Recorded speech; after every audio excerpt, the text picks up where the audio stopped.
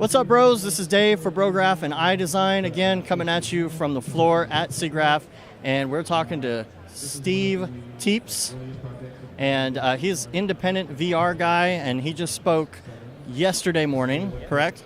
That would have been Tuesday. And what was your presentation about? I did one at 11:30 in the morning on integrating VR tools with Cinema 4D and kind of bringing those in and animating them. And I also did a lot of character animation, kind of motion capture tricks using the motion system in Cinema, which was really fun.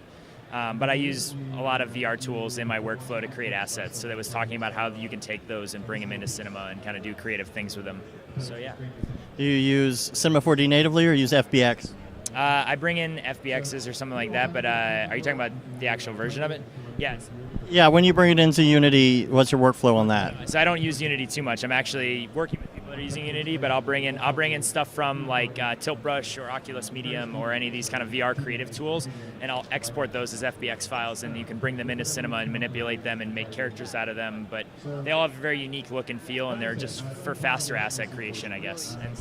I guess that was really my question. Is like their workflow as far as everybody's using FBX for the most part. Mm-hmm. Yeah, so I would say FBX is pretty common. Some of them export OBJs, but most of them are doing FBX because you can embed more data that way. And I feel like stuff like Oculus Medium exports like really basic UVs and normals now, and it also includes like a decimator built in, and it usually will. You can even choose OBJ or FBX, but I would say that commonly you'll see an FBX on stuff because they can embed textures and all that kind of stuff.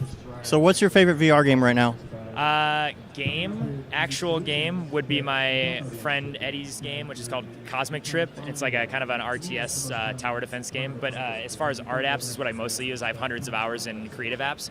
It would be between Tilt Brush and Oculus Medium right now. I use those both. I have hundreds of hours in both those apps. So, and let me tell you about some Medium. I've gotten comfortable in the armchair and just sat down for hours and played with Medium. It's crazy. It's very relaxing. I find digital sculpting in general really relaxing, and so being able to like lean back in a chair and have these controllers in front of you is actually really therapeutic, and I think in a lot of ways, and you can lose yourself in there for a while, and that's what I use for most of my like actual raw 3D creation. Tilt Brush makes some more like painterly kind of stroke-based things, and you can make really cool environments with them, but for actual 3D characters and stuff like that, Medium is just really powerful and really fast. So did you see Winston? Yeah, so that I saw most of his presentation. I'm just inspired by anyone that is under the age of 20, basically, that is making amazing content. I mean, he's made 2 VR games. When he was like, the first one was when he was 13. It's just, I'm blown away by his ambition, and that kid's going to do very well for himself. Like, he is already talking to people about funding more games, and I saw his demo, and the fact that he could come up here and talk to people, I'm scared a lot, and I'm almost 30, and it's like he's killing it. Like, that's really exciting for people like that. By the time he's our age, it's going to be a breeze. I'm scared of what he's going to do when he's our age, so it's going to be exciting. So yeah, it's very cool to see him want to do this early on, you know? It takes a lot. Yeah. So as far as engines and building your own games, we were talking the other day about the difference between Unity and Unreal and why you would choose one specifically. What are your thoughts on that? I'm kind of split on this topic, actually, because I have a lot of friends that develop with Unity, and I have a lot of love for the fact that they have this community of assets that are available for purchase or free. There's a lot of documentation for beginners and things like that with Unity, but I'm also a very big gamer, and I've always loved like the AAA look, and I eventually want to work in that industry a little bit more. So like having stuff like Unreal being what's actually driving real AAA games you're seeing out there right now is very exciting to me, and it's kind of got its own look to it.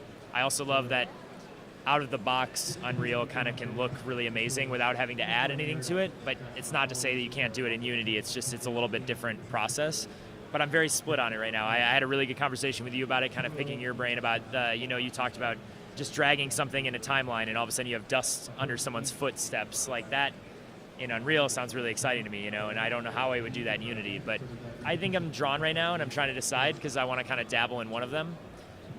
It'll probably come down to what's easier, Blueprints or whatever Unity uses for scripting and stuff like that. I try not to get too technical, so anything that's like easy for me to start playing around, that's why I did my stuff on motion capture data. It cuts a lot of corners. So.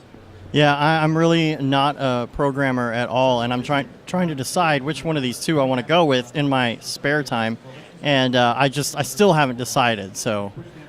mean, I went to school for programming and art, like kind of the intersection of arts and technology. So it was a lot of like computer programming and kind of creative coding in general. And I kind of got away from that. I love it and it's cool, but it's just I try to be more on the creative side and kind of get my hands dirty on the asset creation and story building and try to make the technical stuff as easy as possible. So I'm with you on that for sure. Yeah. Cool. So if people want to find you online, where can they find you? SteveTeeps.com. Steve Teeps everywhere on social media, like Twitter, Instagram are my most commonly found, but also you can do Steve Teeps on my fan page on Facebook. So, yeah. All right. Thanks a lot. Appreciate you talking to us. Stay tuned. Brograph and iDesign. We'll have more from the show floor of Siggraph 2017.